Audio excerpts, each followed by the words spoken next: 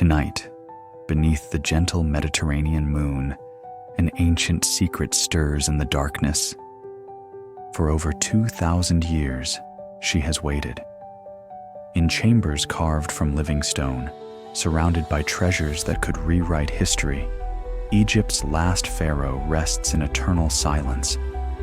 But silence, as the desert winds know, is not the same as absence. Some presences grow stronger with time, some mysteries become more profound with age, and some loves transcend even death itself. Close your eyes now, and let your breathing slow to match the ancient rhythm of the Nile. Feel yourself sinking deeper into comfort as we begin a journey that will carry us across 20 centuries, through the rose-scented gardens of Alexandria, down marble corridors where pharaohs once walked, and finally into the hidden chambers where Cleopatra VII, the last queen of Egypt, guards secrets that the world has never seen. Tonight, in the peaceful sanctuary of your rest, we will discover not just a tomb, but a love story that shaped empires, a mystery that has outlasted the civilizations that created it, and a woman whose intelligence and courage echo still in the stone corridors beneath Alexandria's crowded streets. Let us begin our story as the ancient city itself began each day, with the first golden rays of dawn breaking over the lighthouse of Alexandria, the great Pharos, one of the 7 wonders of the ancient world. Picture that magnificent structure, rising over 400 feet into the Egyptian sky, its white marble surfaces catching and reflecting the morning sun, like a beacon calling to the souls of dreamers across the Mediterranean. The lighthouse stood on the island of Pharos, connected to the mainland by a causeway called the Heptastadion, 7 stades long, roughly a mile of stone and earth that created Alexandria's famous double harbor. As dawn approached, the great mirror at the lighthouse's summit would catch the sun's first rays and send them dancing across the water, creating patterns of light that seemed to write messages in a language only the gods could read. But this morning, let us say it was in the year 32 BCE, 2 years before everything would change forever, the lighthouse's beam revealed more than just the approaching day. In the harbor below, ships rode at anchor like sleeping birds on the gentle swells. Merchant vessels from Rhodes and Cyprus, their holds filled with wine and pottery. Grain ships from the upper Nile, carrying the wheat that made Egypt the breadbasket of the Mediterranean world. Warships with bronze rams and painted eyes, their crews preparing for whatever conflicts the new day might bring. The air itself seemed different in ancient Alexandria. It carried the sense of a world that existed nowhere else. The salt tang of the sea mixing with the green smell of the Nile Delta, the perfume of exotic spices from India and Arabia blending with the smoke of cooking fires and temple incense. Even now, 20 centuries later, if you breathe deeply enough, quietly enough, you can almost smell that ancient air, thick with possibility and heavy with the weight of accumulated wisdom. As the sun climbed higher, the city began to stir with the purposeful energy of a place that considered itself the center of the civilized world. In the royal palace, servants moved through marble corridors with the quiet efficiency of those who served not just a monarch, but a living goddess. Their sandaled feet whispered against floors of imported stone, past walls decorated with frescoes that told stories of gods and heroes, victories and ceremonies, the accumulated glory of 3 centuries of Ptolemaic rule. The palace gardens were awakening too, as gardeners checked the irrigation channels that brought Nile water to carefully tended plots of flowers and vegetables, herbs and fruit trees. Here grew plants from every corner of the known world: roses from Persia, jasmine from India, cedar saplings from Lebanon, even apple trees from the distant shores of the Black Sea. The garden was a living map of the trade routes that made Alexandria wealthy, each plant an ambassador from lands that sent their treasures to Egypt's capital. In her private chambers overlooking these gardens, Cleopatra the Seventh Philopator, father-loving, as her title proclaimed, stood before a window of the finest glass, watching her city come to life. She was 37 years old in this imagined moment, at the height of her powers as both queen and woman. The early morning light touched her face gently, revealing not the exotic beauty of later Roman propaganda, but something more remarkable: the calm intelligence of someone who carried the weight of an ancient kingdom on her shoulders and had learned to bear it with grace. She was dressed simply for this early hour. A tunic of fine linen dyed the deep blue of lapis lazuli, a color sacred to the gods and reserved for royalty. Her dark hair, not yet arranged in the elaborate styles she would wear for public appearances, fell in gentle waves around her shoulders. At her throat was a collar of gold and precious stones that had been worn by queens of Egypt for 300 years. Each gem carefully selected, not just for its beauty, but for its protective properties, according to the ancient wisdom of her adopted homeland. But it was her eyes that would have struck any observer most forcefully. Dark and thoughtful, they held the accumulated wisdom of someone who had been educated in the greatest library of the ancient world, who had learned to speak 9 languages fluently, who could discuss philosophy with the most learned scholars and mathematics with the most skilled engineers. These were the eyes of someone who understood that ruling meant more than wearing a crown. It meant becoming the living bridge between the mortal world and the eternal realm of the gods. As Cleopatra stood at her window, watching Alexandria wake beneath the growing light, her thoughts moved like the gentle current of the Nile itself, deep, steady, carrying with them the accumulated sediment of memory and responsibility. She was thinking, as she did every morning in these quiet moments before the day's obligations began, about the chain of lives and decisions that had brought her to this moment, this place, this impossible burden of being Egypt's last hope. The Ptolemaic dynasty had ruled Egypt for nearly 3 centuries, ever since Alexander the Great's general Ptolemy I had claimed the land of the pharaohs as his prize after his master's death. 300 years of Greek rulers who had gradually become more Egyptian than Greek, who had learned to speak the language of their subjects, to worship their gods, to think of themselves not as foreign conquerors, but as the legitimate heirs of the pharaohs who had ruled since the dawn of history. Each morning, as she had been taught since childhood, Cleopatra would recite silently to herself the names and achievements of her ancestors.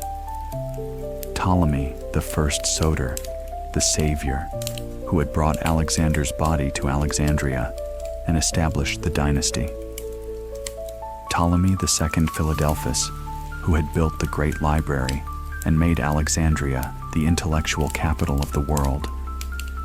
Ptolemy the third, Euergetes, who had extended Egyptian power across the Mediterranean and brought vast treasures back to adorn his capital. The recitation was more than mere family pride. It was a form of prayer, a way of calling upon the wisdom and strength of those who had faced similar challenges in their own times. For Cleopatra understood, as perhaps no one else in her kingdom could, that she was living through the end of an age.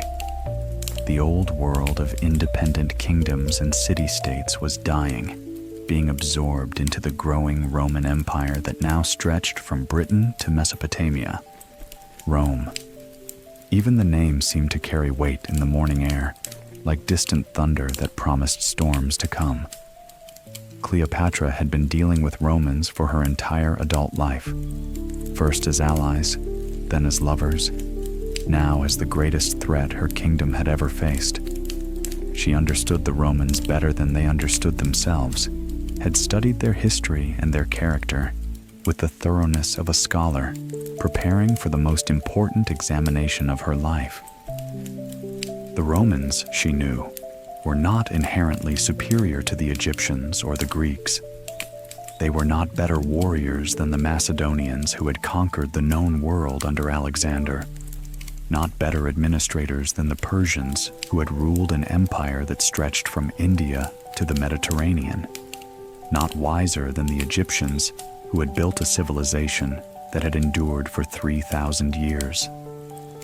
What the Romans possessed was something different, something more dangerous, an absolute conviction that their way of life was destined to triumph over all others, that their gods favored them above all other peoples, that resistance to Roman power was not just futile, but morally wrong.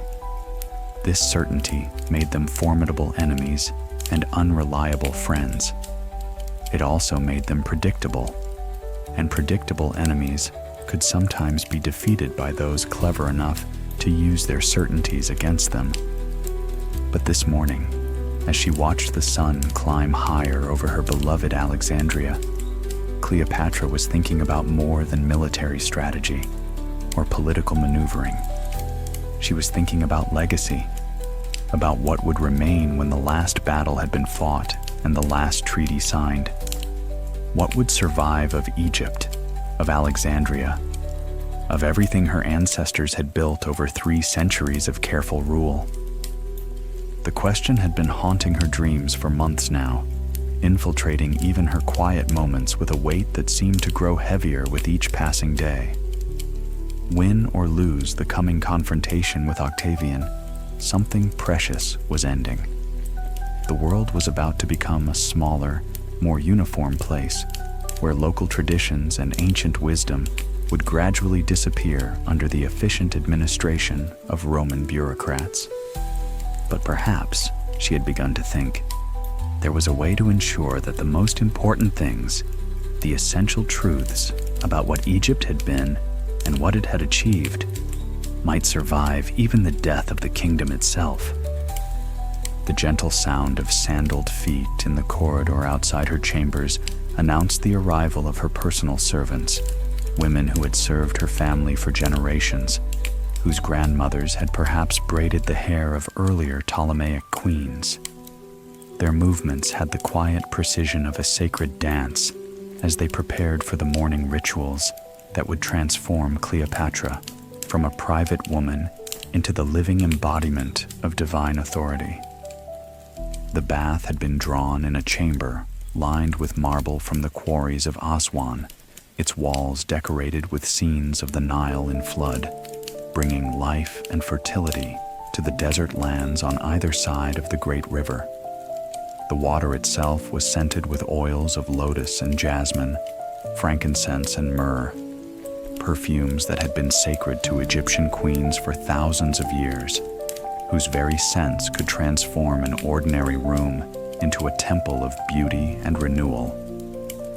As she lowered herself into the warm water, feeling the oil and perfume envelop her skin like a gentle blessing, Cleopatra allowed her mind to drift away from the pressing concerns of state and into the deeper rhythms that governed all life in Egypt.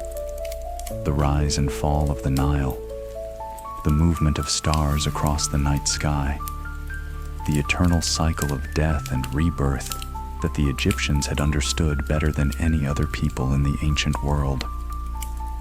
The women who attended her bath moved with the same quiet reverence that temple priests brought to their sacred duties. They understood that they were not simply maintaining the physical appearance of their queen, but participating in a ritual that connected the present moment to the earliest days of Egyptian civilization, when the first pharaohs had learned to transform themselves from mortal humans into living gods through the careful observance of ancient ceremonies. The oils they rubbed into her skin had been prepared according to formulas preserved in the temple archives, recipes that specified not only the proper proportions of various ingredients, but the correct phases of the moon under which they should be mixed, the appropriate prayers to be spoken during their preparation, the proper vessels in which they should be stored. This was not mere cosmetics, but sacred chemistry, designed to prepare the pharaoh's physical form for its role as the earthly dwelling place of divine authority. As the bath concluded and her attendants began the complex process of dressing her for the day's public appearances, Cleopatra found her thoughts turning once again to the question that had been occupying her mind for months: how to ensure that the essential truth about Egypt and its achievements would survive even if Egypt itself did not. The costume she would wear today had been chosen with the same care that a priest might select the proper vestments for an important ceremony. The base was a tunic of the finest Egyptian linen, woven in the workshops that had supplied pharaohs for centuries, its threads spun by women who had inherited their skills from mothers and grandmothers, stretching back through generations of craftspeople. Over this would go a robe of silk that had traveled the trade routes from China, dyed with precious purple extracted from murex shells gathered in the waters off Phoenicia. But it was the jewelry that truly transformed costume into sacred regalia. The collar of gold and precious stones that encircled her neck was not merely ornamental. Each gem had been chosen for its spiritual properties according to the ancient wisdom of Egyptian magic. The golden serpent that would rest upon her forehead was the uraeus, symbol of the cobra goddess Wadjet, protector of Lower Egypt and guardian of royal authority. The bracelets on her arms bore hieroglyphic inscriptions that proclaimed her titles and invoked the protection of the gods who had watched over Egypt since the beginning of time. As her attendants worked, applying the kohl that would darken her eyes and the subtle pigments that would enhance her natural coloring, Cleopatra felt the familiar transformation taking place. With each element of costume and cosmetics, she was becoming less an individual woman and more the eternal archetype of pharaonic authority.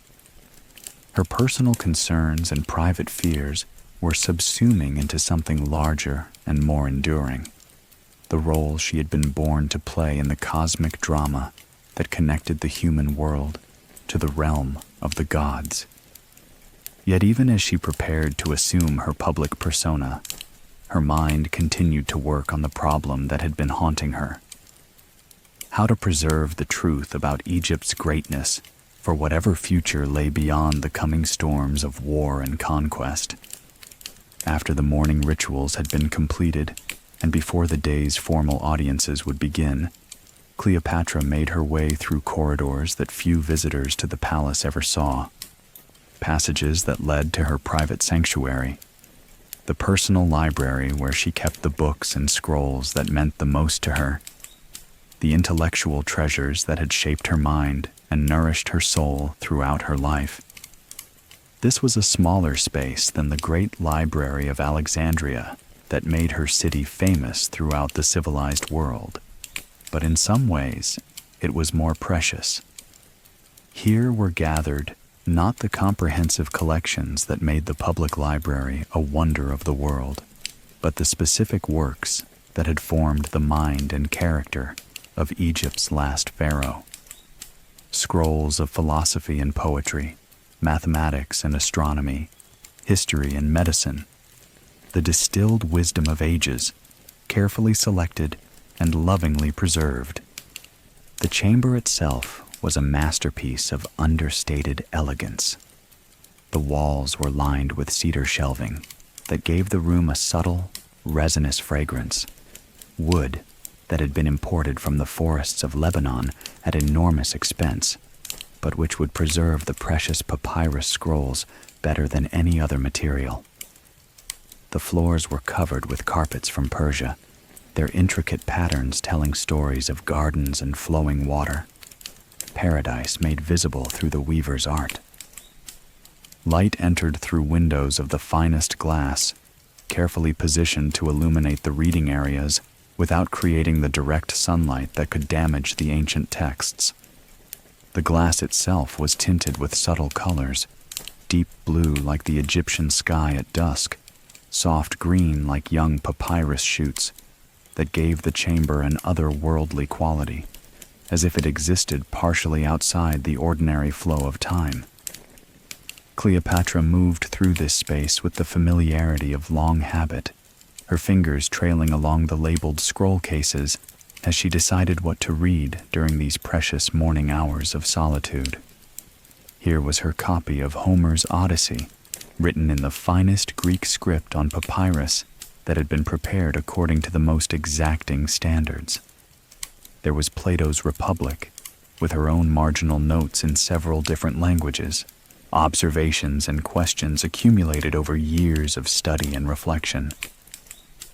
This morning, however, she found herself drawn to a different sort of text, a scroll that contained the writings of earlier Ptolemaic rulers on the art of kingship, the accumulated wisdom of her dynasty about the challenges and responsibilities of ruling Egypt. These were not public documents, but private meditations, thoughts that had been passed down from pharaoh to pharaoh like precious heirlooms, each generation adding their own insights to the growing collection of royal wisdom. As she unrolled the papyrus carefully, feeling the familiar texture of the writing material that had been Egypt's gift to the world, Cleopatra's eyes fell upon a passage written by Ptolemy II, the king who had built the great library and established Alexandria as the intellectual capital of the Mediterranean. His words, written in the elegant Greek script that had been the administrative language of Egypt for 3 centuries, seemed to speak directly to her current concerns. The pharaoh rules not only the living subjects of today, but also the unborn generations of tomorrow. Every decision must be weighed not only for its immediate effects, but for how it will echo through the centuries to come. The king who thinks only of the present may win today's battles, but will lose the war for eternal memory. The passage continued with observations about the importance of preserving knowledge and culture, of ensuring that the achievements of Egyptian civilization would survive even if the political structure that had created them did not. It was, Cleopatra realized, as if her ancestor had somehow anticipated the very dilemmas that now faced her, as if his wisdom had been specifically preserved for this moment of crisis. She read on, finding passage after passage that seemed relevant to her current situation. Ptolemy III, writing about the importance of planning for succession and ensuring that royal wisdom would be passed on to future generations. Cleopatra II, reflecting on the challenges faced by female rulers in a world that expected kings to be male. Ptolemy VIII's thoughts on how to maintain Egyptian identity while adapting to the political realities of a changing world. But it was a passage near the end of the scroll that stopped her completely, words that seemed to reach across the centuries with prophetic clarity. They had been written by Cleopatra III, a queen who had ruled more than a century before, but her words seemed to describe precisely the situation that Egypt's last pharaoh now faced. There may come a time when Egypt as a kingdom will cease to exist, when the ancient forms of our rule will be swept away by foreign conquerors who understand neither our traditions nor our values. But kingdoms are mortal things, while truth and wisdom are eternal. The wise pharaoh will prepare not only for the preservation of the kingdom, but for the preservation of the knowledge and culture that make the kingdom worth preserving. Even if Egypt dies, Egyptian wisdom must survive. As Cleopatra finished reading these prophetic words, she felt a chill that had nothing to do with the morning air. It was as if her ancestor had seen across the generations to this very moment, as if she had written these words specifically for Egypt's last pharaoh to find at the hour of greatest need. And suddenly, with the clarity that sometimes comes in moments of deep reading and reflection, Cleopatra knew what she had to do. The idea that came to Cleopatra as she sat in her private library, surrounded by the accumulated wisdom of her ancestors, was not the sudden inspiration of a desperate moment, but the natural culmination of thoughts and plans that had been developing in her mind for months. It was, she realized, what she had been unconsciously preparing for, ever since the first reports had arrived of Octavian's growing power and his clear intention to make Egypt a Roman province. She could not save Egypt as an independent kingdom.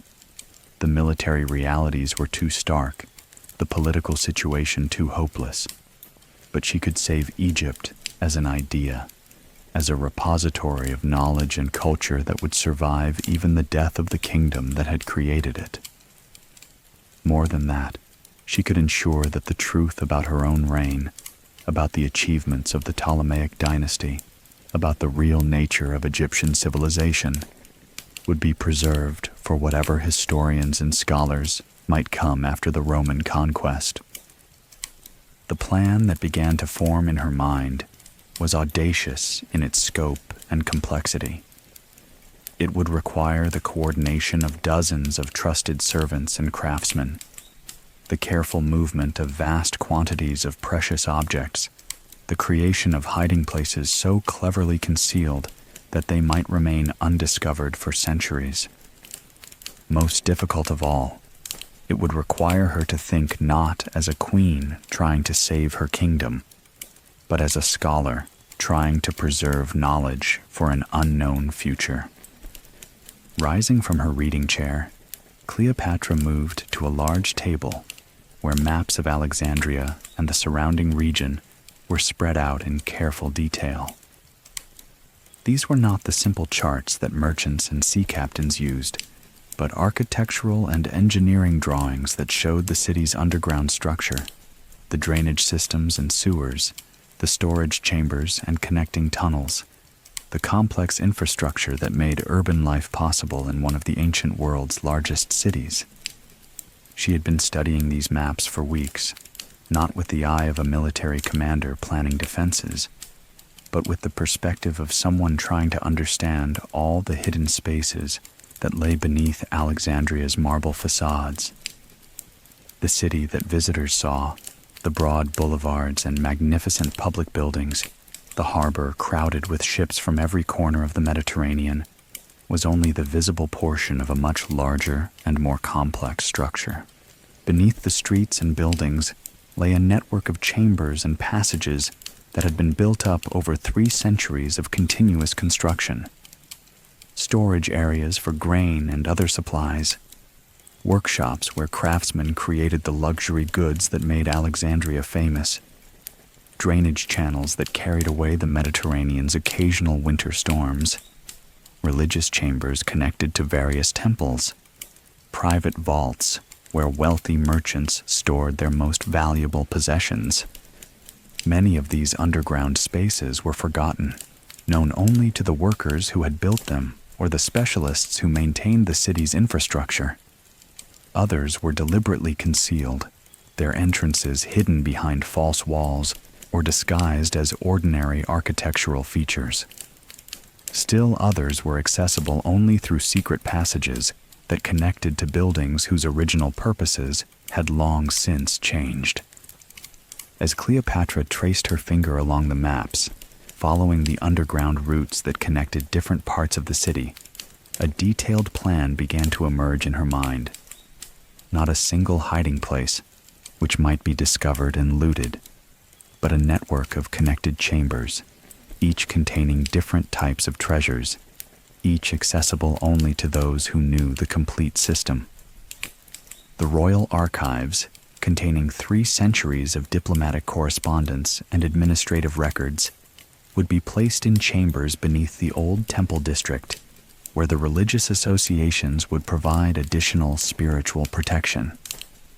Her personal library, including works that existed nowhere else in the world, would be hidden beneath buildings in the scholarly quarter, where their discovery might eventually benefit serious students rather than mere treasure hunters.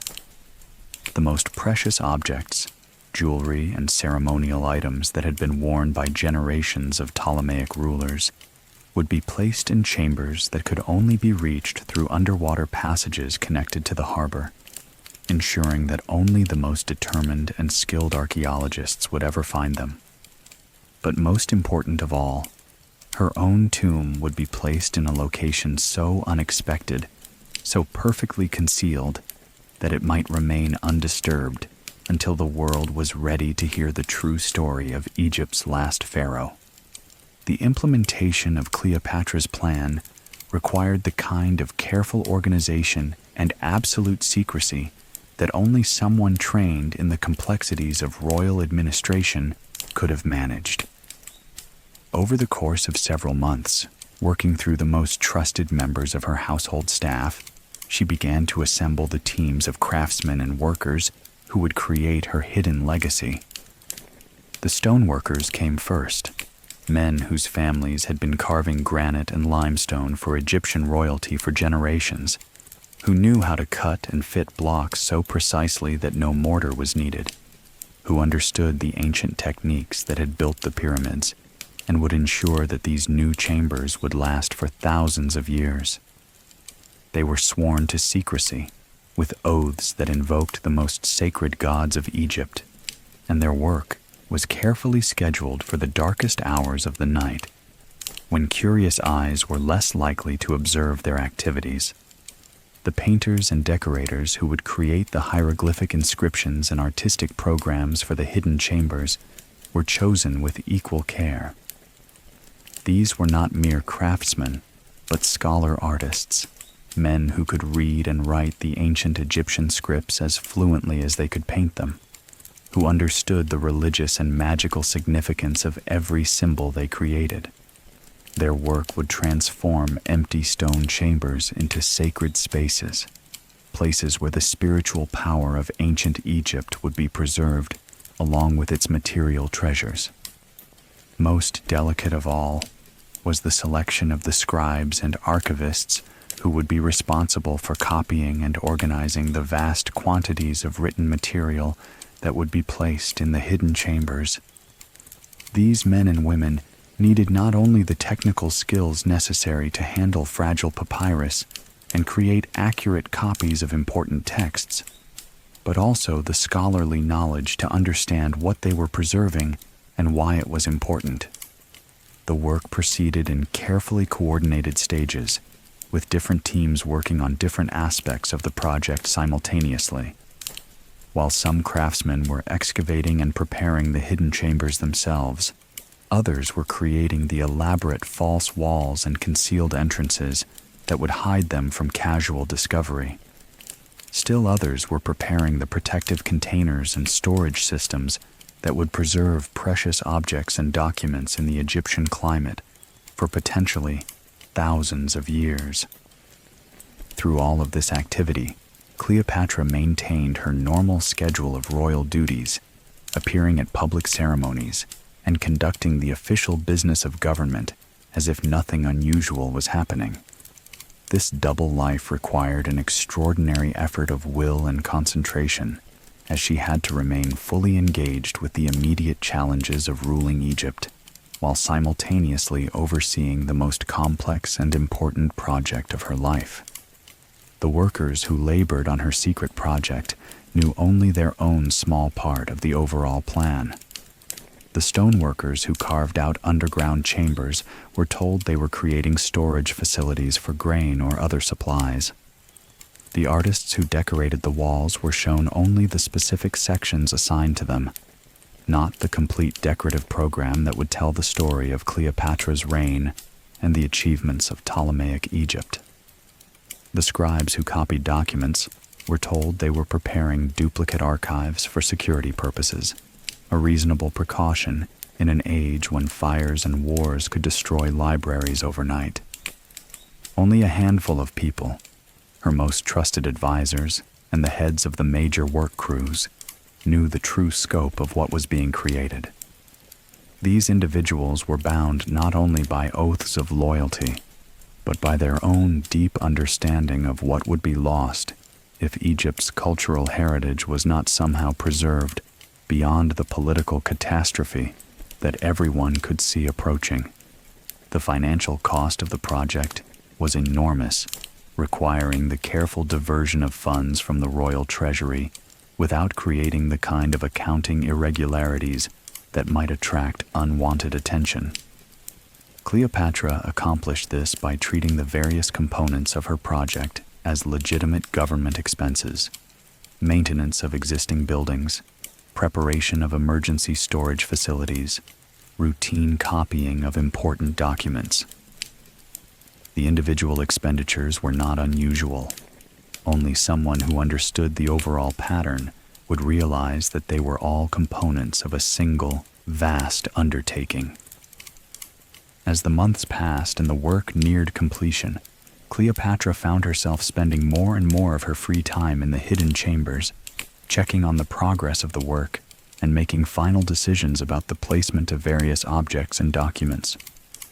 Walking through these underground spaces by torchlight, seeing the walls covered with hieroglyphic inscriptions that told the true story of her reign, examining the carefully arranged treasures that would wait in darkness for whatever future might come, she felt a mixture of sadness and satisfaction that was unlike anything she had ever experienced.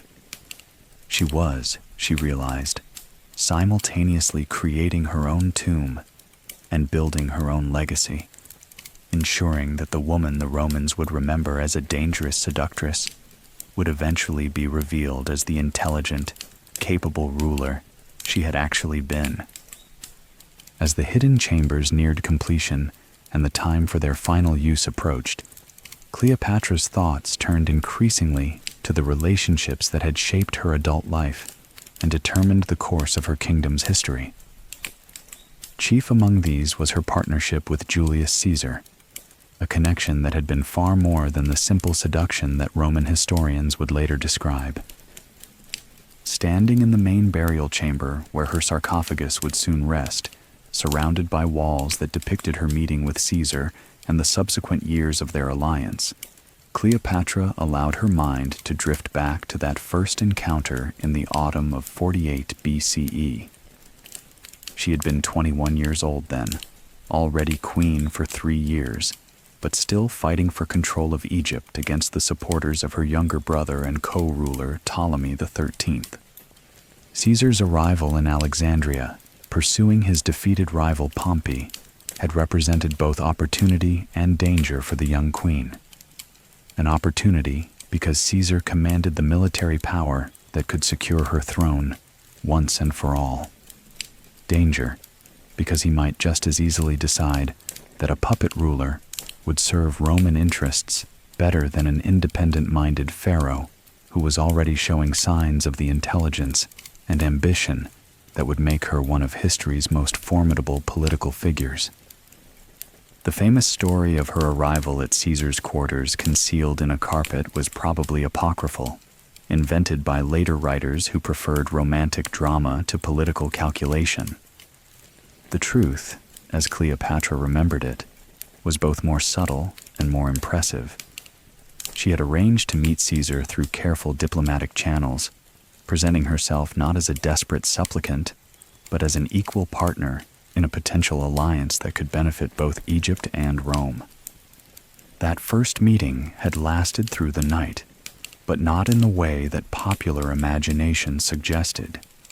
Instead, it had been a careful negotiation between two of the most intelligent political minds of their age, each assessing the other's strengths and weaknesses, each trying to determine how far they could trust someone whose interests were ultimately different from their own. Caesar, Cleopatra had quickly realized, was not the typical Roman commander who saw Egypt as simply another territory to be conquered and exploited. He was a student of history and culture, someone who understood that Egypt's wealth came not just from its natural resources, but from the sophisticated administrative system that had been developed over centuries of careful rule. More than that, he was someone who could appreciate the intellectual achievements that had made Alexandria the academic capital of the Mediterranean world. For his part, Caesar had encountered in Cleopatra something he had not expected: a woman who could match his own intellectual brilliance and political sophistication, who spoke fluent Latin and knew Roman history as well as he did, who could discuss philosophy and mathematics with the same ease that she brought to questions of military strategy and economic policy. Their personal relationship, which developed gradually over the months that Caesar spent in Alexandria, was built on this foundation of mutual respect and intellectual compatibility. It was, Cleopatra now realized as she stood in her hidden tomb, the closest thing to an equal partnership that either of them would ever experience. The birth of their son, Caesarion, had cemented their alliance in the most concrete possible way, creating a child who embodied both the ancient royal lineage of Egypt and the political power of Rome. More than a symbol of their personal connection, he represented the possibility of a future in which Egyptian and Roman interests might be permanently aligned, in which the wisdom of the East might be combined with the military power of the West to create something greater than either civilization could achieve alone. But Caesar's assassination in 44 BCE had shattered these dreams, leaving Cleopatra to face an uncertain future with a young child who was both her greatest treasure and her greatest vulnerability. The men who had killed Caesar, supposedly to save the Roman Republic, had actually made inevitable the very imperial system they claimed to oppose, and the new masters of Rome had no interest in the kind of equal partnership that Caesar and Cleopatra had envisioned. As Cleopatra stood in the torch-lit burial chamber, looking at the wall paintings that depicted happier times, she could almost feel Caesar's presence beside her. Not in any mystical sense, but in the very real way that someone who has been deeply loved continues to influence one's thoughts and decisions long after they are gone. What would he think, she wondered, of the preparations she was making? Would he understand the necessity of planning for defeat while still hoping for victory? Would he approve of her decision to preserve the truth about their partnership and their shared dreams for a different kind of future? She thought he would. Caesar, for all his legendary confidence and ambition, had been a realist who understood that individual lives were brief, while institutions and ideas could endure for centuries. He would have grasped immediately what she was trying to accomplish: the creation of a historical record that would survive whatever political catastrophe was about to engulf the Mediterranean world. More than that, he would have appreciated the intellectual elegance of her solution, the transformation of apparent defeat into ultimate victory through the careful preservation of knowledge and truth. Yet as powerful as her memories of Caesar remained, it was the thought of Mark Antony that filled Cleopatra's heart as she made her final preparations. Here was a man who had been not just her political ally and the father of 3 of her children, but her true partner in the deepest sense, someone who had shared not only her bed, but her dreams of what the world might become. Their relationship had begun as a political necessity.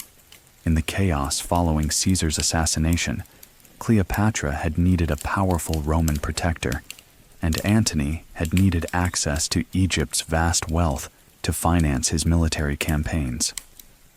But what had started as mutual convenience had grown into something that surprised both of them: genuine love, the kind of deep emotional and intellectual connection that poets write about, but political figures rarely experience. Antony, unlike Caesar, had never fully understood the subtleties of Egyptian culture, or the complexities of running a kingdom that had existed for thousands of years. But he had possessed something equally valuable: the ability to see past the surface requirements of his own culture, to recognize and appreciate the person that Cleopatra actually was, rather than the exotic foreign queen that Roman propaganda had made her into. More than any other Roman of his generation, Antony had been willing to adapt himself to Egyptian customs and ways of thinking. He had learned to speak Egyptian, participated in temple ceremonies, even adopted some aspects of pharaonic dress and behavior. This was more than mere diplomatic courtesy. It represented a genuine effort to bridge the gap between two very different civilizations, to create a synthesis that might have changed the course of history. Their children together, the twins Alexander Helios and Cleopatra Selene, and their younger son Ptolemy Philadelphus, embodied this synthesis in their very names and persons. They were raised to be equally at home in Egyptian temples and Roman forums, to speak Greek and Latin and Egyptian with equal fluency, to understand that they were the inheritors of multiple traditions that need not be in conflict with each other. The years of their partnership, from 41 to 31 BCE, had been marked by a series of increasingly ambitious plans for reshaping the Eastern Mediterranean. They had dreamed of creating an empire that would stretch from the Atlantic to the Indian Ocean, but which would be ruled according to principles that honored both Roman efficiency and Eastern wisdom. It was to be a civilization that would preserve the best of the ancient world while adapting to the realities of an increasingly connected globe. But their vision had required a degree of cooperation between East and West that proved impossible in the political climate of their time. Octavian, Caesar's adopted son and heir, had recognized that his path to supreme power lay not in accommodation with Eastern kingdoms, but in their conquest and subordination. The propaganda war he waged against Antony and Cleopatra was brilliant in its simplicity. He transformed what was essentially a Roman civil war into a conflict between Roman virtue and foreign corruption, between masculine reason and feminine wiles. The Battle of Actium, in 31 BCE, had been the inevitable climax of this propaganda war, made real through military action. When Octavian's fleet defeated the combined navies of Antony and Cleopatra, more than ships and lives were lost. An entire vision of what the ancient world might have become died in 31 BCE, the waters off the western coast of Greece. Now, as Cleopatra made her final preparations in the hidden chambers beneath Alexandria, she found herself thinking not about what had been lost, but about what might still be saved. Antony was dead. Their children were in hiding or captivity. Their political dreams had been shattered beyond any hope of restoration. But the love that had created those dreams, the intellectual and cultural synthesis that their partnership had represented, could still find expression in a different form. The burial chambers she was preparing would tell that story, not just the tale of political defeat and personal tragedy that Octavian's historians would write, but the deeper story of two remarkable people who had tried to create something new and beautiful in the world. The artifacts and documents she was hiding would preserve the evidence of what they had actually accomplished during their years together, the artistic and cultural achievements that had flourished under their patronage, the administrative innovations that had kept Egypt prosperous, even during years of almost constant warfare. Most important of all, her own written reflections on their partnership, documents that would be placed in the most secure of the hidden chambers, would ensure that future generations might understand what had really been at stake in the struggle between Antony and Octavian. What kind of world had been lost when the last independent kingdoms of the East were absorbed into the Roman Empire? Standing in the burial chamber, where she would soon rest beside symbols and memories of both her great loves, Cleopatra felt a peace that she had not known for months. She had found a way to transform defeat into a different kind of victory, to ensure that the truth about her life and the lives of those she had loved would survive even the death of the civilization that had created them. As the winter of 31 to 30 BCE deepened into the last months of Cleopatra's life, Alexandria took on the quality of a city suspended between two worlds. On the surface, life continued much as it always had. Merchants still gathered in the agora to buy and sell goods from across the Mediterranean. Scholars still debated in the halls of the great library. Priests still performed the ancient rituals in temples that had stood for hundreds of years. But beneath this appearance of normalcy, everyone understood that profound changes were coming. Octavian's victory at Actium had made clear that Egypt's days as an independent kingdom were numbered, that the last of the Hellenistic kingdoms was about to be absorbed into the Roman Empire that now dominated the Mediterranean world, from Spain to Syria. In the royal palace, this underlying tension manifested itself in hundreds of small ways. Servants went about their duties with the careful attention to detail that comes from knowing that familiar routines might soon be disrupted forever. Courtiers who had once competed for the queen's attention now began making discreet inquiries about opportunities in other kingdoms, other courts where their skills might find employment after Egypt fell. But for Cleopatra herself, these months of waiting were also months of intense, purposeful activity. The hidden chambers beneath the city were nearing completion, and there remained the delicate task of moving the most precious items from the palace to their secret repositories without arousing suspicion or curiosity. This process required the kind of careful choreography that only someone with years of experience in royal administration could have managed. Items had to be removed from their usual locations in small quantities over extended periods, so that their absence would not be immediately noticed. Alternative explanations had to be prepared for any unusual activity that might be observed by servants or visitors. Some of the most precious objects, jewelry and ceremonial items that were regularly used in public ceremonies, could not be moved until the very last moment, since their absence would be immediately obvious to anyone familiar with royal protocols.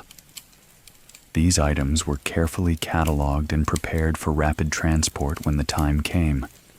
But for now, they remained in their traditional locations, continuing to play their roles in the elaborate theater of pharaonic majesty.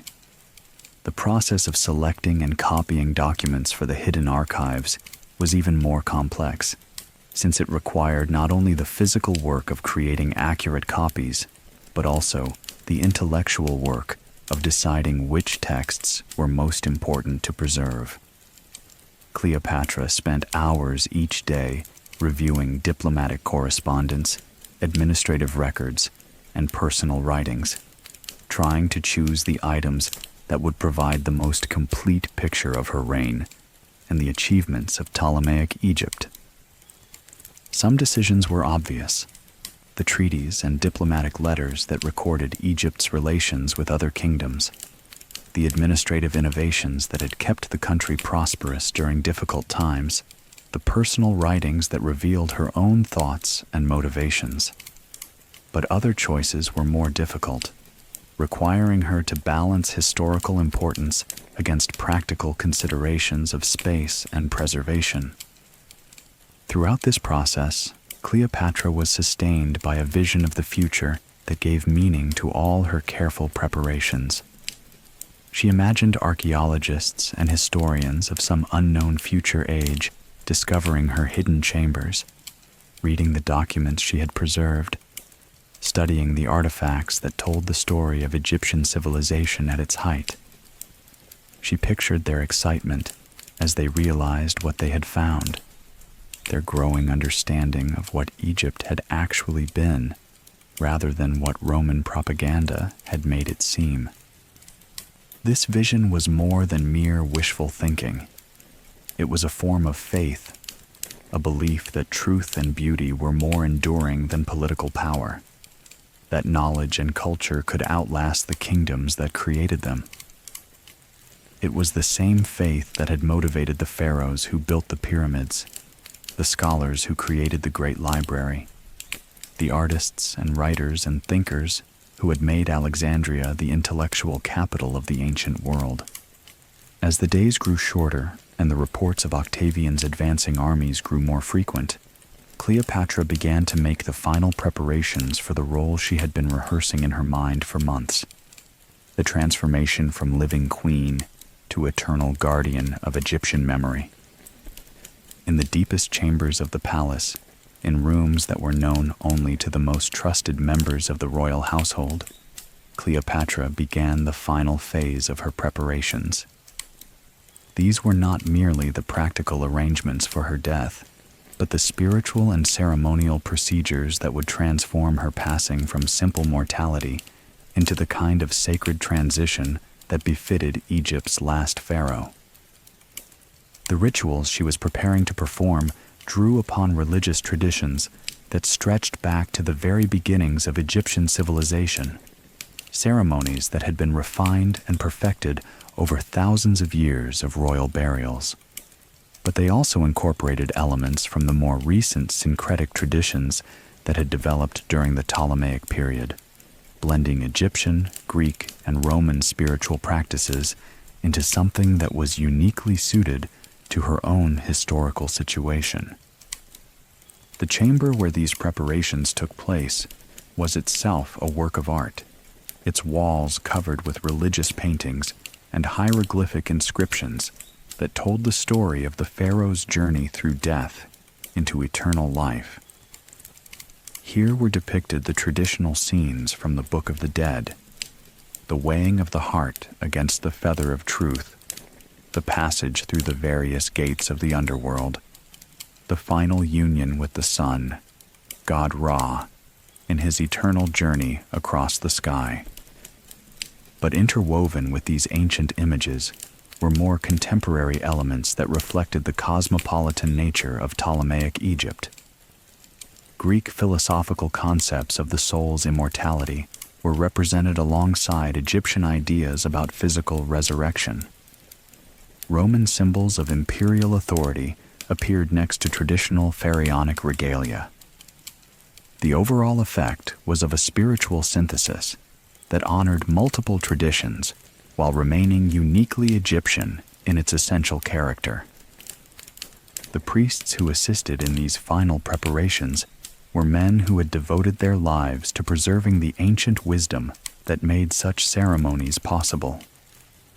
They understood not only the practical procedures necessary for mummification and burial, but also the deeper spiritual principles that gave these procedures their power to transform death into rebirth, ending into beginning. Working by the light of oil lamps that burned with flames scented by sacred oils, they prepared the various substances that would be used in the mummification process: natron salt to preserve the flesh, aromatic resins to perfume the wrappings, protective amulets to guard the deceased during the dangerous journey through the underworld. Each material had been consecrated according to ancient formulas. Each preparation had been blessed with prayers that invoked the protection of the gods who governed death and resurrection. But Cleopatra's preparations went beyond even the elaborate procedures traditionally accorded to pharaohs. She was not simply preparing for her own death, but creating a ceremony that would serve as the finale to 3 centuries of Ptolemaic rule, the culmination of a dynasty that had brought Greek learning to Egyptian tradition and created one of the greatest civilizations of the ancient world. The clothing in which she would be buried had been woven by women whose families had served Egyptian royalty for generations. using techniques that had been preserved in temple workshops since the time of the pyramid builders. The linen was of the finest quality, whiter than snow and softer than silk, each thread spun with prayers for the soul's safe passage to the afterlife. The jewelry that would adorn her mummy included pieces that had been worn by earlier Ptolemaic queens, creating a physical connection to her ancestors that would extend into eternity. But there were also new pieces, created specifically for this burial, that incorporated symbols and motifs reflecting the unique circumstances of her death and the special significance of her role as Egypt's last pharaoh. Most important of all were the protective amulets that would be placed throughout the mummy wrappings, each one inscribed with spells and prayers designed to guard against specific dangers that the deceased might encounter in the afterlife. These were not mass-produced items, but individually crafted talismans, each one created according to the precise requirements of ancient magical texts, each one blessed with ceremonies that connected it to the cosmic forces that governed life, death, and rebirth. As these preparations continued through the winter nights, Cleopatra felt herself being gradually transformed from an individual woman into something larger and more enduring. She was becoming not just Egypt's last pharaoh, but the eternal embodiment of Egyptian royal authority, the living symbol of a civilization that would survive even the death of the kingdom that had created it. In the final weeks before Octavian's arrival in Alexandria, Cleopatra spent long hours in her private study, writing the letters and documents that would be her final communications with the world. These were not the formal state papers that had occupied so much of her time as queen, but deeply personal reflections on her life, her reign, and her hopes for the future. Some of these letters were addressed to specific individuals, her children, who were either in hiding or in Roman custody, trusted advisors who had served her faithfully through the increasingly difficult years of her reign, foreign rulers who had been her allies in the struggle against Roman expansion. But others were written to more abstract recipients, future archaeologists who might discover her hidden tomb, historians who might one day seek to understand the truth about her reign, even the general concept of posterity itself.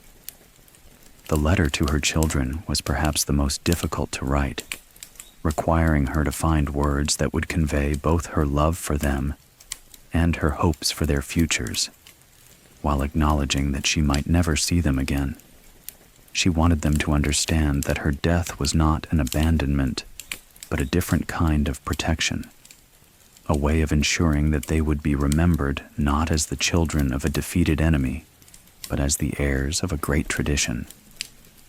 "My beloved children," she wrote in Greek, the language of their household and their education, "if you are reading this, it means that the preparations I have made for preserving our family's legacy have succeeded, and that you have been able to discover the truth about our lives that others may have tried to conceal. Know that everything I have done, including the manner of my death, has been done out of love for you and for Egypt, the land that gave us birth and purpose." The letter continued with advice about how to live in the Roman world that they would inherit, how to preserve their Egyptian identity while adapting to new circumstances, how to honor the memory of their ancestors while building lives of their own. But more than practical guidance, it was an attempt to convey the values and principles that had guided her own life, the intellectual curiosity and cultural sophistication that had made the Ptolemaic court one of the great centers of learning in the ancient world. Her letter to future historians was more formal in tone, but equally personal in its concerns. Here, she attempted to provide an accurate account of her political motivations and decisions, to explain the reasoning behind choices that might seem puzzling to those who did not understand the complex circumstances in which they had been made. I have been portrayed by my enemies as a woman driven by passion and ambition, as someone who used seduction and witchcraft to corrupt noble Romans and threaten the foundations of their republic. This portrayal serves the political purposes of those who wished to justify their conquest of Egypt, but it bears little resemblance to the truth of my life or my reign. She went on to describe her education, her linguistic abilities, her administrative innovations, her efforts to maintain Egypt's independence while adapting to the changing political realities of the Mediterranean world. She wrote about her relationships with Caesar and Antony, not as romantic entanglements, but as political partnerships between equals, alliances that had offered hope for a different kind of future than the one that Roman imperialism was creating. But perhaps most important was her letter to the abstract concept of the future itself, a meditation on the nature of time and memory that represented her final thoughts about the meaning of her life and death. Time, she wrote, is the great revealer of truth. What seems certain in one age may appear foolish in the next. What appears to be ending may actually be beginning. I do not know what kind of world you who read this letter will inhabit, what kind of knowledge and technology you will possess, what kind of values and beliefs will guide your lives. But I believe that the human heart remains constant across the centuries, that the desire for truth and beauty and justice that has motivated the best of human civilization in my time will continue to motivate it in yours. The letter concluded with her hopes that the materials she was preserving would contribute to a fuller understanding of the ancient world, that future scholars would be able to see past the propaganda and prejudice that had distorted so much of the historical record to discover the more complex and interesting truth about what life had actually been like in the great cities and kingdoms of the Hellenistic age. As she finished writing these final letters, sealing them with the royal seal that would identify them as authentic documents from Egypt's last pharaoh, Cleopatra felt a sense of completion that she had not experienced since her youth.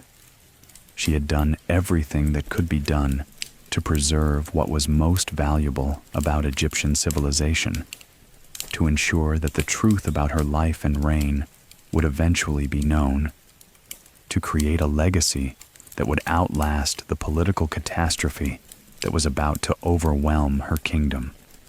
Now, there remained only the final act, the carefully choreographed death that would transform her from a defeated queen into an eternal symbol of Egyptian royal authority.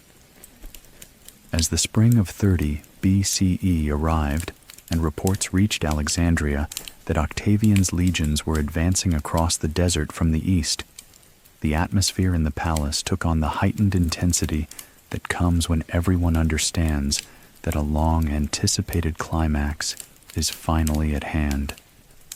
The sounds of normal city life continued beyond the palace walls, merchants calling their wares, children playing in the streets, priests chanting in the temples.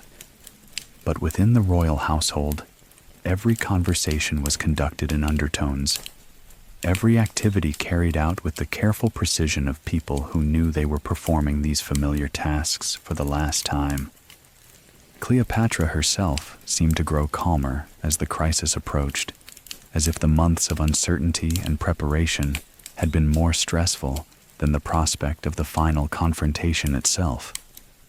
Her daily routines continued much as they always had: the morning bath and dressing ceremony, the review of administrative documents, the audiences with advisors and officials. But now these activities had the quality of ritual observance, ceremonies being performed not for their practical necessity, but for their symbolic importance. In the hidden chambers beneath the city, the last few precious objects were being moved into place. The royal archives, copied and organized with meticulous care, were sealed in protective containers that would preserve them for centuries. The ceremonial objects and personal treasures that told the story of Ptolemaic Egypt were arranged according to the careful plan that Cleopatra had developed, creating a museum of royal life that would wait in darkness for whatever future archaeologists might discover it. The most important task of all was the completion of her own sarcophagus, a masterpiece of ancient Egyptian art that had been under construction in the deepest of the hidden chambers for nearly a year. Carved from a single block of black granite and polished to mirror brightness, it was covered with hieroglyphic inscriptions that told not only the traditional stories of the pharaoh's journey through the afterlife, but also the specific achievements and aspirations that had defined Cleopatra's own reign.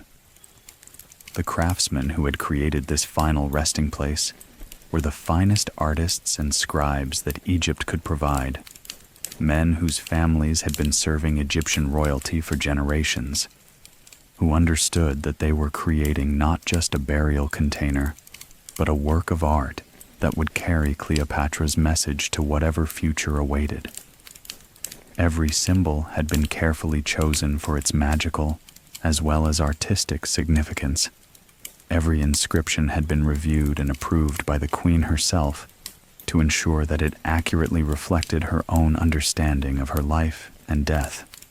As the sarcophagus neared completion, Cleopatra began to spend more and more time in the burial chamber, reviewing the arrangements that had been made for her eternal rest, making final adjustments to ensure that everything was exactly as she wished it to be.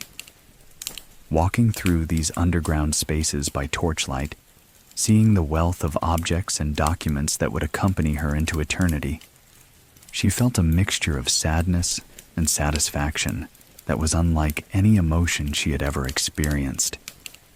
She was simultaneously ending her life and ensuring her immortality, accepting defeat in the immediate struggle while preparing for victory in the longer war for historical memory.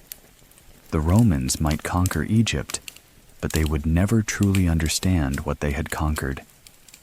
The treasure that mattered most would remain hidden, waiting for a future that would be better equipped to appreciate the achievements of Egyptian civilization.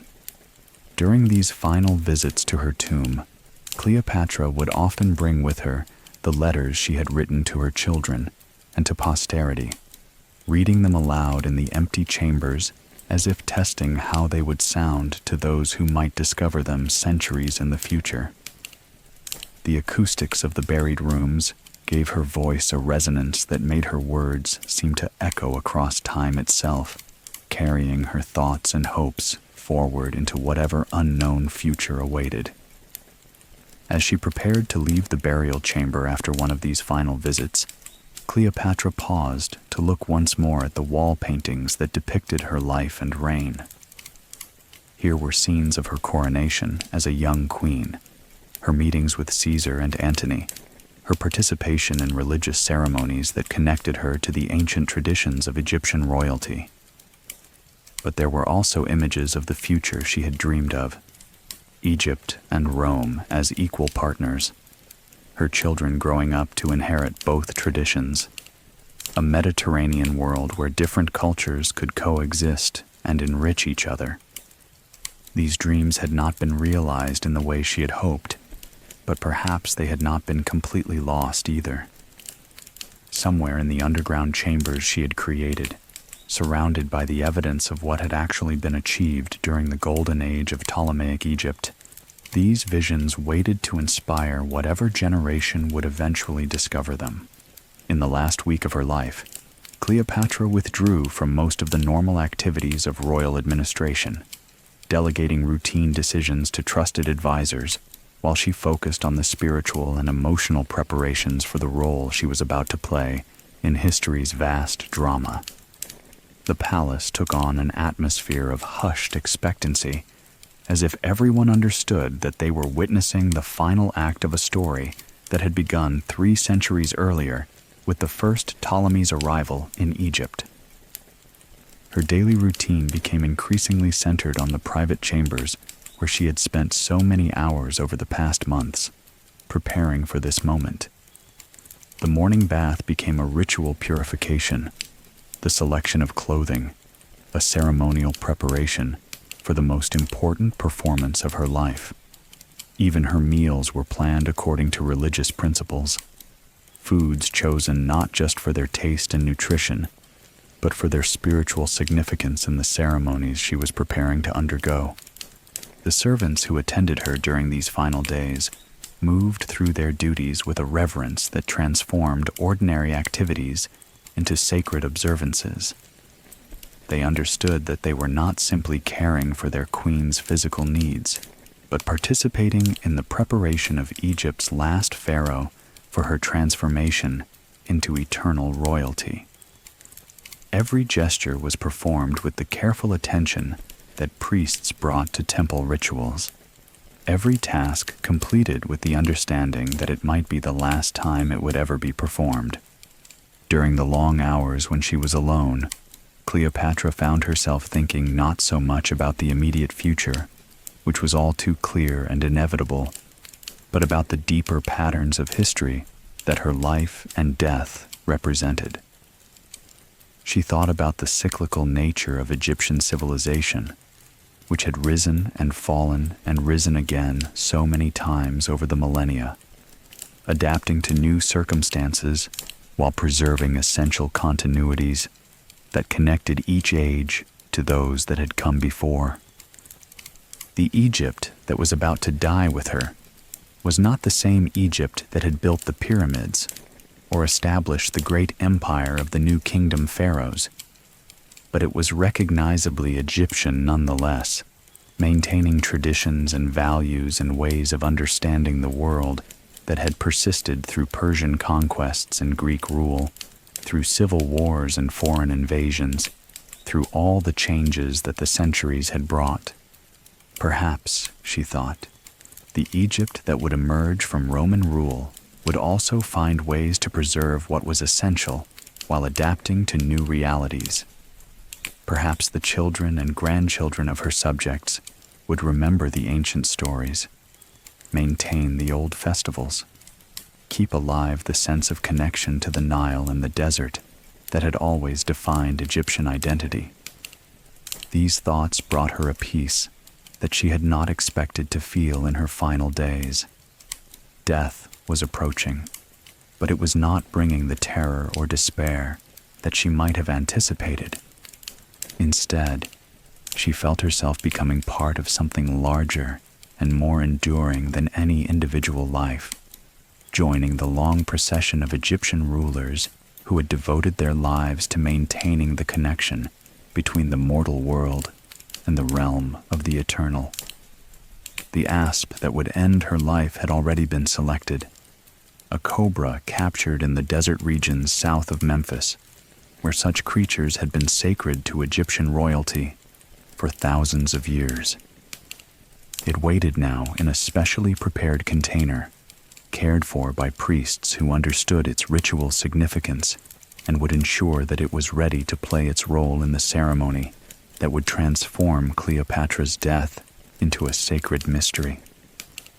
But before that final moment arrived, there remained one last task to complete: the writing of her final message to the world, the document that would be placed in the most secure of the hidden chambers and would serve as her ultimate statement about the meaning of her life and the nature of her legacy. In the deep hours of what would be her last night as a living queen, Cleopatra sat in her private study with papyrus and ink, preparing to write the final document that would complete her hidden archive. This would not be another letter to specific individuals or future generations, but something more fundamental, a personal testament that would explain in her own words why she had chosen to die as she was about to die, what she hoped to accomplish through the careful preparations she had made, and what she believed about the larger meanings of life and death and the responsibilities of those who wielded power. The document began simply, with an identification of the writer and the circumstances under which she was writing. I am Cleopatra, the seventh Philopator, by the grace of the gods Queen of Egypt, last of the Ptolemaic line that has ruled this land for 3 centuries. I write these words in the final hours of my life, as the Roman legions approach Alexandria and the independence of Egypt comes to its end.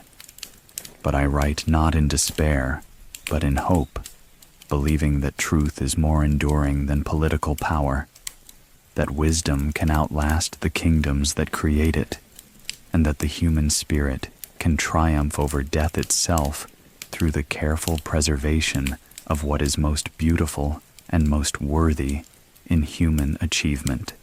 She paused in her writing, looking around the study where she had spent so many hours over the years, reading and thinking and planning, absorbing the wisdom of ages past, and trying to apply it to the challenges of her own time.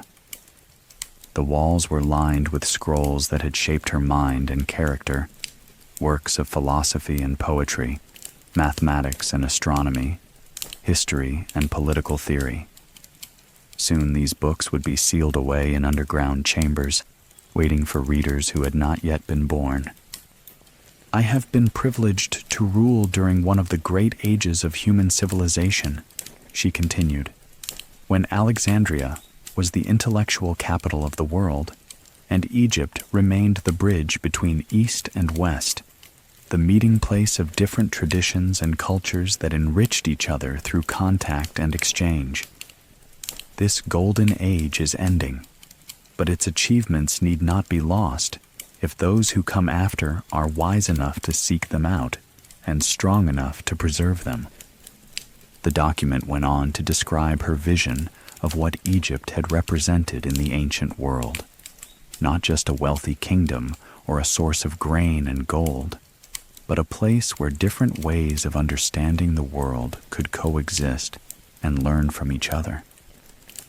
She wrote about the synthesis of Egyptian and Greek traditions that had characterized Ptolemaic rule, the way that ancient wisdom and modern learning had combined to create something new and valuable. The Romans who are about to conquer Egypt see only its wealth and strategic importance, she wrote.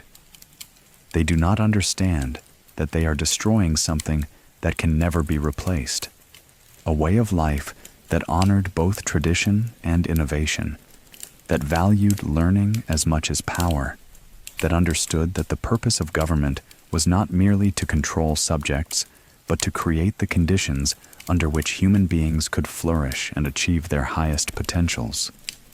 But the heart of her message dealt with more personal matters, her relationships with Caesar and Antony, her hopes for her children, her understanding of what it meant to be the last representative of a dynasty that had tried to preserve the best of the ancient world while adapting to the realities of a changing age. I have loved 2 Roman men, but I loved them not as the foreign queen that their countrymen made me into, but as a woman who saw in each of them the possibility of a different kind of future. With Caesar, I dreamed of a partnership between Egypt and Rome that would combine the administrative wisdom of the East with the military power of the West. With Antony, I envisioned an empire that would honor multiple traditions, that would preserve the cultural diversity that made the ancient world so rich and fascinating. The document concluded with her hopes for the future and her explanation of why she had chosen to die rather than submit to captivity and humiliation in Rome. I die as I have lived, as a queen of Egypt, and in dying, I ensure that Egypt's last pharaoh will be remembered not as a defeated enemy, but as a woman who chose honor over life, dignity over survival. The chambers I have prepared will preserve the evidence of what we achieved during our golden age, the proof that human beings are capable of creating beauty and wisdom and justice, even in the midst of political turmoil and military conquest. to those who discover these hidden treasures in whatever future awaits, I entrust not just the material objects and written documents that we have preserved, but the deeper truth that these things represent, the conviction that human civilization is worth preserving, that knowledge and beauty are more precious than gold, and that the spirit of inquiry and creativity that has always driven the best of human achievement can survive even the death of the kingdoms that nurtured it. As she finished writing these final words, Cleopatra felt a completeness that she had not experienced since her youth. She had done everything that could be done to preserve what was most valuable about her life and her civilization. Now there remained only the final act, the carefully choreographed death that would transform her from a living woman into an eternal symbol of Egyptian royalty. As dawn approached on what history would record as August 10th, 30 BCE, Cleopatra began the final preparations for the ritual that would complete her transformation from mortal queen to eternal pharaoh. The ceremony she was about to perform drew upon religious traditions that stretched back to the very beginnings of Egyptian civilization, when the first pharaohs had learned to connect their earthly authority to the cosmic powers that governed life, death, and rebirth. The chamber where she would undergo this transformation had been prepared according to the most ancient prescriptions, its walls covered with paintings and hieroglyphic texts that told the story of the pharaoh's journey through death into eternal life. Incense burned in golden braziers, filling the air with fragrances that had been sacred to Egyptian royalty for thousands of years. Frankincense from the land of Punt, myrrh from the Arabian desert, lotus oil from the marshes of the Nile Delta. The costume in which she would die had been chosen with the same care that a priest might select vestments for the most important ceremony of his career. The base was a tunic of the finest linen, whiter than snow and softer than silk, woven by women whose families had served Egyptian royalty for generations. Over this was a robe of silk that had traveled the trade routes from China, dyed with purple extracted from thousands of murex shells gathered in the waters off Phoenicia. But it was the jewelry that truly marked her as pharaoh preparing for the ultimate transformation. The great collar of gold and precious stones that encircled her neck had been worn by queens of Egypt for centuries, each gem chosen for its spiritual as well as aesthetic properties. The golden serpent that rested upon her forehead was the uraeus, symbol of the cobra goddess Wadjet, protector of Lower Egypt and guardian of pharaonic authority. The priests who assisted in this final ceremony were men who had devoted their lives to preserving the ancient wisdom that made such transformations possible. They understood that what they were witnessing was not simply a death, but a sacred mystery, the culmination of processes that had been set in motion with Cleopatra's first coronation as a young woman, and would continue long after her physical form had returned to the elements. The asp itself, the sacred cobra that would serve as the instrument of transformation, had been prepared according to rituals that were older than the pyramids. It had been captured in the desert regions where such creatures had been associated with divine authority since the earliest days of Egyptian civilization, purified through ceremonies that connected it to the goddess Wadjet, blessed with prayers that would ensure its role in the sacred drama about to unfold. As the cobra was brought into the chamber in its consecrated container, Cleopatra felt the last of her earthly concerns and anxieties falling away. She was no longer thinking about the Roman legions approaching Alexandria, no longer worried about the fate of her children or the future of her kingdom. She had become something larger than an individual woman facing death. She had transformed herself into the eternal archetype of Egyptian pharaoh, the living bridge between the mortal world and the realm of the gods. The bite itself, when it came, was both ending and beginning. The cobra's venom would stop her heart and still her breathing, but it would also complete the process of transformation that had been the true purpose of her entire life. She was dying not as a defeated queen, but as a divine pharaoh, claiming her place among the gods who had watched over Egypt since the beginning of time. As consciousness faded, and her soul prepared for the journey that all pharaohs must make through the underworld to the eternal realm beyond, Cleopatra's last earthly thought was of satisfaction and completion. She had played her role in the cosmic drama with dignity and intelligence, had preserved what could be preserved of Egyptian wisdom and culture, had ensured that the truth about her life and reign would eventually be known to whatever future awaited. The chamber fell silent, except for the gentle flickering of oil lamps and the soft whisper of incense smoke rising toward the painted ceiling where stars and constellations marked the eternal pathways that her soul would follow. Egypt's last pharaoh had begun her journey into eternity, leaving behind her a mystery that would fascinate the world for thousands of years to come. When Octavian's soldiers finally broke through the palace gates 3 hours after dawn, they found a scene that would be described and redescribed by historians for centuries to come. In her private chambers, lying on a golden couch beneath a canopy of silk and jewels, Cleopatra appeared to be sleeping peacefully, her face unmarked by suffering, her pose suggesting someone who had simply chosen to rest rather than someone who had died in anguish or fear. Her 2 most faithful servants, Iris and Charmian, lay nearby in positions that suggested they had chosen to follow their mistress into death rather than face whatever fate awaited them under Roman rule.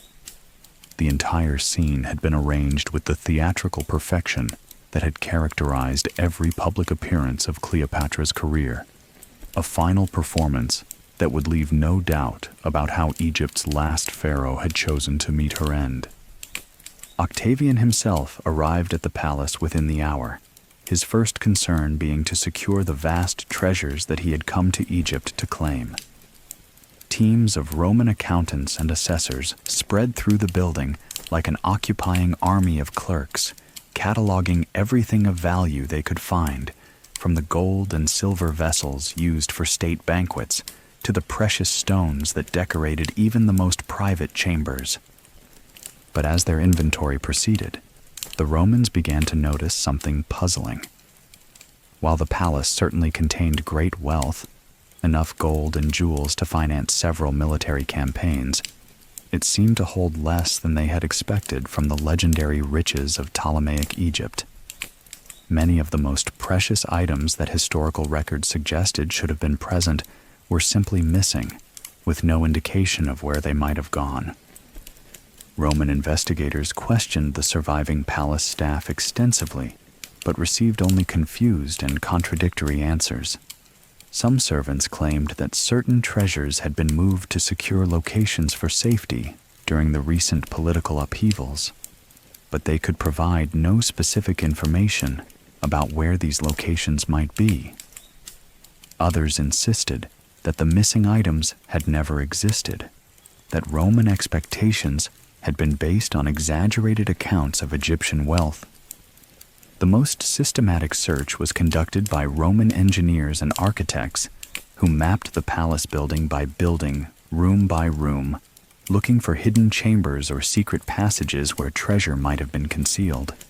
They were thorough and professional, the kind of investigators who had successfully uncovered hidden wealth in dozens of other conquered cities throughout the Mediterranean world. Yet their search revealed nothing beyond the kind of minor architectural features that might be expected in any large ancient building: forgotten storage rooms, unused chambers, the occasional blocked passage that led nowhere of particular importance.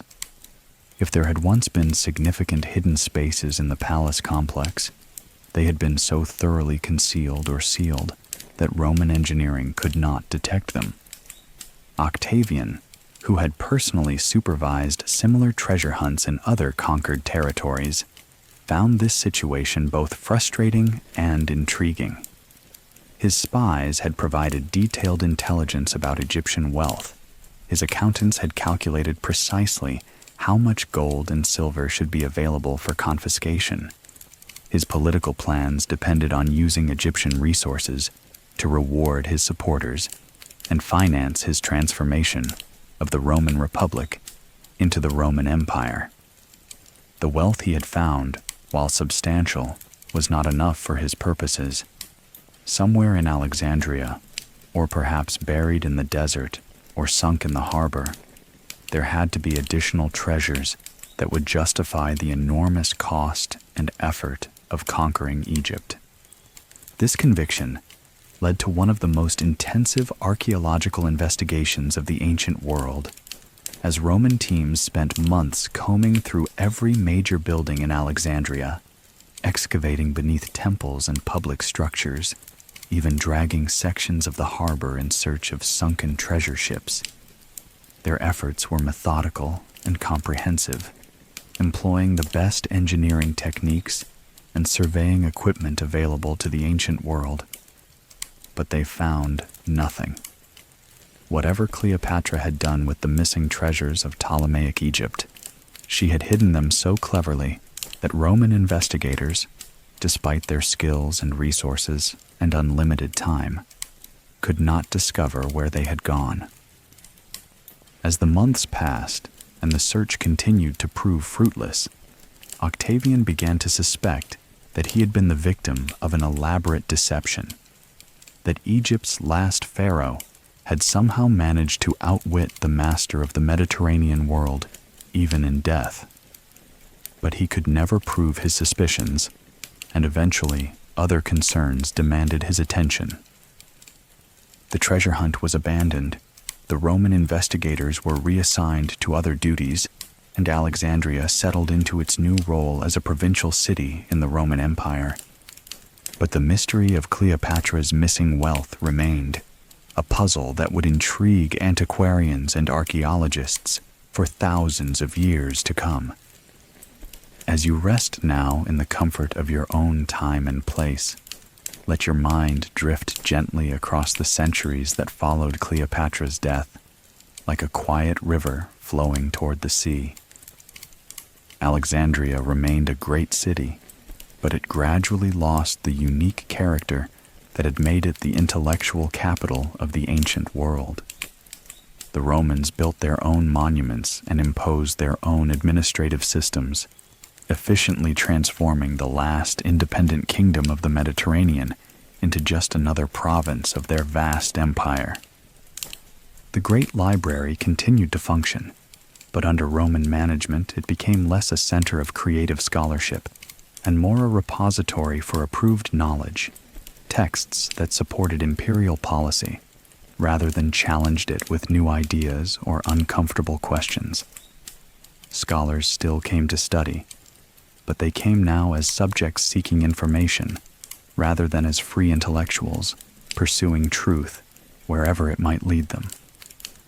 The palace where Cleopatra had lived and died was gradually transformed into a Roman governor's residence, its Egyptian decorations replaced with Roman frescoes, its ceremonial chambers converted into administrative offices. The gardens where she had walked in contemplation became reception areas for Roman officials and visiting dignitaries from other parts of the empire. Yet beneath these surface changes, something of the old Egypt persisted. In the working-class neighborhoods of Alexandria, in the villages along the Nile, in the ancient temples of Upper Egypt, people remembered the stories of their last pharaoh and the golden age that had ended with her death. These stories, passed down from parents to children through generations of foreign rule, preserved a memory of what Egypt had been and what it had represented in the ancient world. As the Roman Empire aged and weakened, other conquerors came to Egypt. Persian armies conquered it, Arab armies conquered it. Turkish armies conquered it, each leaving their mark on the ancient stones. The great lighthouse of Alexandria, one of the 7 wonders of the ancient world, finally succumbed to earthquakes and time, its massive stones tumbling into the harbor it had guarded for over 1,000 years. Medieval builders, always in need of good stone, dismantled many of the ancient monuments to construct their own buildings. Churches were built on the foundations of temples. Mosques rose where palaces had once stood. The very landscape of Alexandria was transformed by the accumulated changes of centuries. But through all these transformations, the underground chambers that Cleopatra had prepared remained undisturbed. Workers laying new foundations would sometimes break into ancient drainage systems and find pottery fragments or coins from the Ptolemaic period. But they were looking for building materials, not for archaeological treasures. The entrances to her hidden tomb remained concealed behind false walls and blocked passages that appeared to be nothing more than architectural curiosities.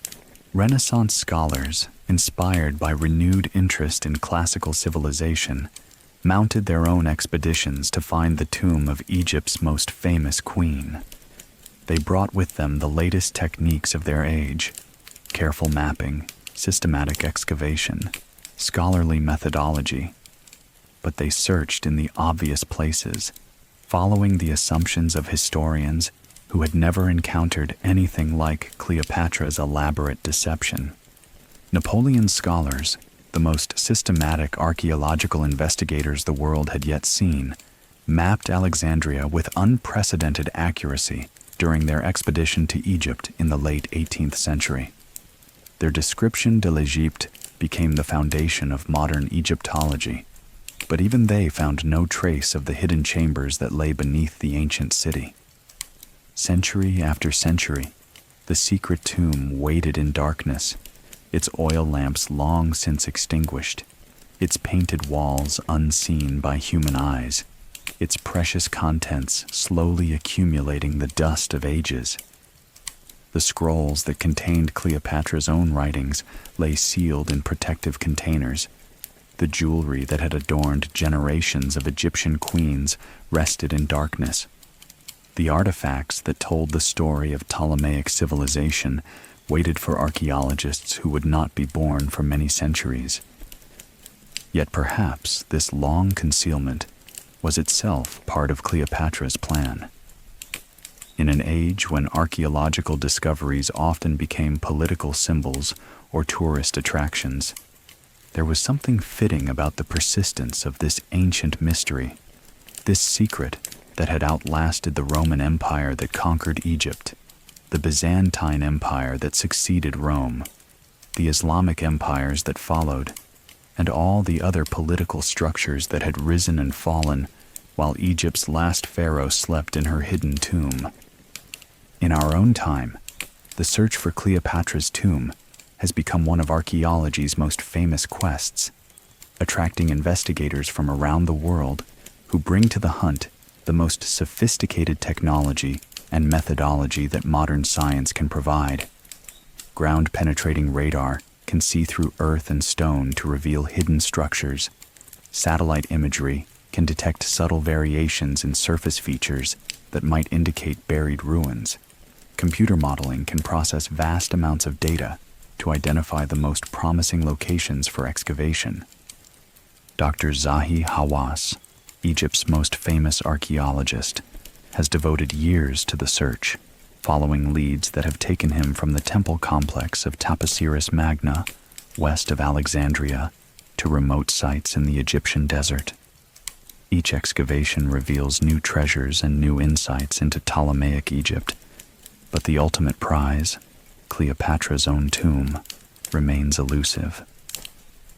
Dr. Kathleen Martinez, a Dominican lawyer who became obsessed with the mystery of Cleopatra's burial place, has spent over 15 years excavating at Taposiris Magna, convinced that the temple complex holds the key to solving the puzzle. Her teams have uncovered coins bearing Cleopatra's image, artifacts that suggest the site had special significance during her reign, and burial chambers that contained individuals who may have been connected to the royal court. Other archaeologists have focused their efforts on Alexandria itself, using new technology to map the ancient city beneath the modern one. They have found Ptolemaic palaces and Roman bathhouses, Christian churches and Islamic monuments, each layer of history carefully documented and preserved. But the chambers that Cleopatra prepared for her own eternal rest have remained hidden beneath centuries of rubble and new construction. The search has been complicated by the fact that much of ancient Alexandria now lies beneath the Mediterranean Sea, submerged by earthquakes and rising water levels over the past 2 millennia. Marine archaeologists have explored these underwater ruins, discovering statues and building foundations, pottery and coins, the scattered remains of what was once the most magnificent city in the ancient world. Yet the mystery persists, as if Cleopatra's tomb exists in a realm beyond the reach of normal archaeological investigation. Each new expedition, each technological innovation, each theoretical breakthrough brings fresh hope that the puzzle is about to be solved, but so far the secret has remained intact. Perhaps this is as it should be. In an age of instant communication and immediate answers, there is something almost magical about the survival of this ancient mystery. This question that has intrigued scholars and adventurers for over 2,000 years. The search itself has become as important as what might be found, the quest as valuable as the treasure. Each failed expedition has added to our knowledge of ancient Alexandria and Ptolemaic Egypt. Each incorrect hypothesis has eliminated possibilities and refined our understanding of what we're looking for. Even the searches that found nothing have contributed to the eventual solution of the mystery, narrowing the field of possibilities and forcing investigators to think more creatively about where and how Cleopatra might have chosen to hide her greatest secret. Meanwhile, somewhere beneath the modern city, the chambers wait with infinite patience. The treasures that Cleopatra gathered there are not growing old or losing their value.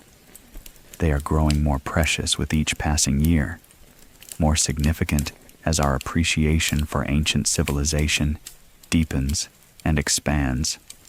The hieroglyphic inscriptions on the tomb walls continue to tell their stories to empty chambers, their messages of love and hope and eternal rest, unchanged by the political upheavals and technological revolutions happening in the world above.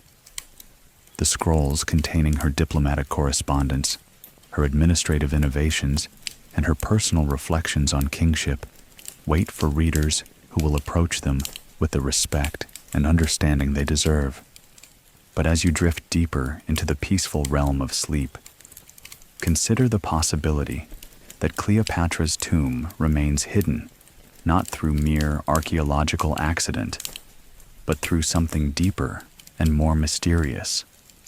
In Egyptian belief, the spirits of the dead could influence the world of the living, and a pharaoh's spirit was especially powerful, capable of protecting sacred places and preserving important secrets across the centuries. Perhaps, in the quiet hours before dawn, when the modern city sleeps and the ancient stones remember older rhythms, Cleopatra's spirit still walks through the hidden chambers she prepared with such care. Perhaps she still tends to the oil lamps that have long since burned out, still reads from scrolls that have become too fragile for human touch, still watches over the treasures that represent not just personal wealth, but the intellectual and artistic achievements of an entire civilization. The hieroglyphic inscriptions that cover the tomb walls were more than mere decoration. They were spells of protection and preservation, magical formulas created by priests who understood spiritual sciences that the modern world has forgotten. Each symbol was carefully chosen not just for its meaning, but for its power to channel and focus the forces that would guard this sacred space throughout the centuries. In this view, Cleopatra becomes more than just Egypt's last pharaoh. She becomes the eternal guardian of Egyptian memory, the spiritual protector of a civilization's greatest treasures. Her tomb is not simply an archaeological site waiting to be discovered, but a sacred space that will reveal itself only when the time is right, when the world is prepared to receive and understand what it contains. Modern investigators, for all their sophisticated technology and scientific methodology, may be searching with instruments that cannot detect what they seek. Ground-penetrating radar can find stone and metal, but can it locate chambers protected by spiritual forces that operate according to laws more subtle than those governing ordinary matter? The tomb's concealment may be maintained not by physical barriers alone, but by a form of consciousness that transcends individual death, a protective awareness that judges each potential discoverer and determines whether they are worthy to enter the sacred space. Only those who approach with the proper reverence and understanding, who come seeking knowledge rather than mere treasure, who are prepared to honor what they find rather than exploit it, will be permitted to find the entrances that have remained hidden for 20 centuries. In this sense, Cleopatra's greatest achievement was not political or military, but spiritual. The creation of a mystery so profound, a secret so perfectly guarded, that it has become a doorway between the ancient world and our own, a bridge across time that connects the wisdom of the past to the needs of the present. As your breathing grows slower and deeper, as your body settles into the comfortable embrace of rest, let your spirit join Cleopatra in the hidden chambers beneath Alexandria. Feel the cool stone beneath your feet, worn smooth by the passage of ancient craftsmen who labored in secret to create this underground palace of memory and dreams. The air here carries the faint scent of frankincense and myrrh, perfumes that have somehow persisted through 20 centuries of darkness, their sacred fragrances unchanged by the passing of empires and ages. The walls, painted in colors that the ancient world considered divine, deep blue like the night sky over Egypt, gold like the sun at noon, green like the Nile during its life-giving flood, seem to glow with their own inner light. Walk with me through these silent corridors, past chambers filled with treasures that tell the story of one of history's greatest civilizations. Here are scrolls that contain the lost wisdom of the ancient world, mathematical treatises by scholars whose names have been forgotten, philosophical meditations by thinkers who understood truths that the modern world is only beginning to rediscover. In this chamber are the personal belongings that made Cleopatra human rather than merely legendary, a mirror of polished bronze that once reflected her face, cosmetic containers that held the kohl and perfumes she used daily, jewelry that she wore not for state occasions, but for the simple pleasure of beautiful things. These objects, preserved in the dry air of the sealed chambers, bridge the gap between the distant past and the present moment, making real a woman who has become more myth than history. The sarcophagus itself, carved from black granite and polished to mirror brightness, reflects the painted scenes around it like a dark pool reflecting stars. Its surface is covered with protective spells and blessing formulas, but also with personal messages, words of love for her children, expressions of hope for Egypt's future, prayers that her true story might one day be known and understood. As you explore these chambers in the realm of dreams and imagination, you become part of the mystery yourself, a witness to secrets that have waited 20 centuries for someone to discover them. You are seeing not just the burial place of an ancient queen, but the treasure house of an entire civilization, the carefully preserved legacy of people who understood that knowledge and beauty were more precious than gold. Rest now in this place of ancient peace, surrounded by the accumulated wisdom of ages past. Let the gentle mystery of Cleopatra's tomb carry you into the deepest sleep, where time moves differently and the boundaries between past and present dissolve into the eternal now of dreams and memory. In your sleep tonight, you may find yourself walking through gardens where lotus blossoms bloom beside fountains that play for no living ears, where the voices of ancient scholars discuss philosophy and mathematics in languages you understand without having learned them, where the ghosts of greatness whisper their secrets to those who know how to listen. Sleep deeply and dream of mysteries that endure, of secrets that are worth keeping, of treasures that are precious precisely because they remain hidden. Tomorrow, you will wake to your own time and your own concerns. But tonight, you rest in the eternal chamber, where Egypt's last pharaoh keeps watch over the wisdom of the ancient world, guardian of memories that connect our modern lives to the deepest sources of human achievement and aspiration. And in your dreams, perhaps, you will understand what Cleopatra understood in her final moments, that some victories can only be achieved through apparent defeat, that some treasures become more valuable when they are lost, and that the greatest immortality comes not from avoiding death, but from creating something so beautiful and meaningful that it outlasts the individual life that brought it into being.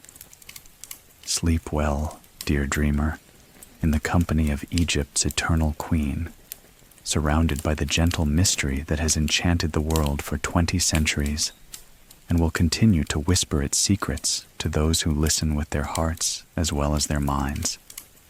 Sweet dreams, and may you wake refreshed and renewed, carrying with you the peace of ancient chambers and the wisdom of ages past. And so our long journey together draws to its peaceful close, as all stories must, as all searches eventually find their rest.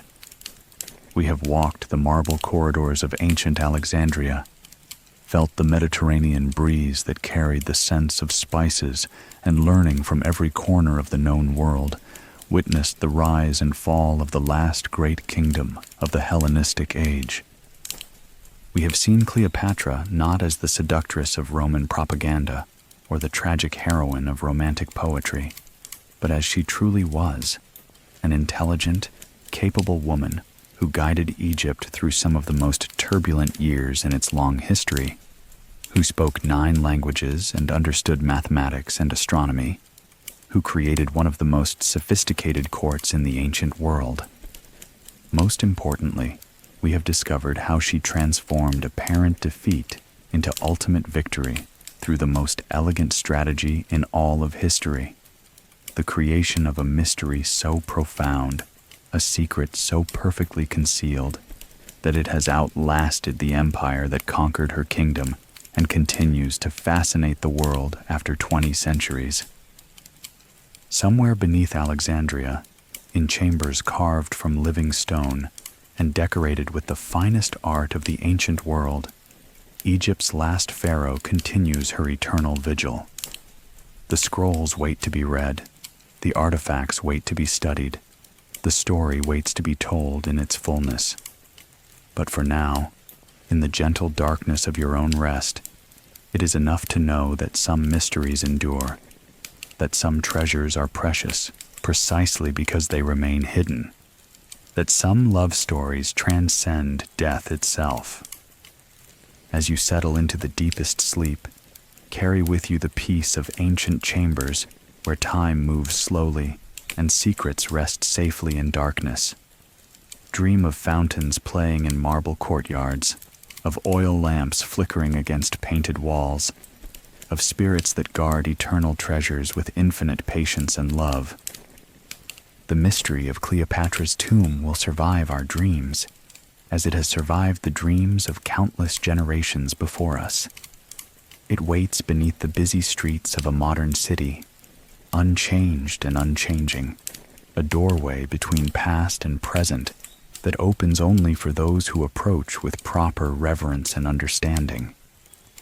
Rest now in that eternal peace, dear friend, knowing that somewhere in the darkness beneath Alexandria, surrounded by the treasures that tell the true story of Egyptian greatness, Cleopatra the seventh Philopator, father-loving, the last queen of Egypt, keeps watch over the greatest secret in archaeological history. Sleep well, and let the gentle mystery of Egypt's last pharaoh carry you safely into the realm of dreams, where all questions find their answers and all searches end in joyful discovery.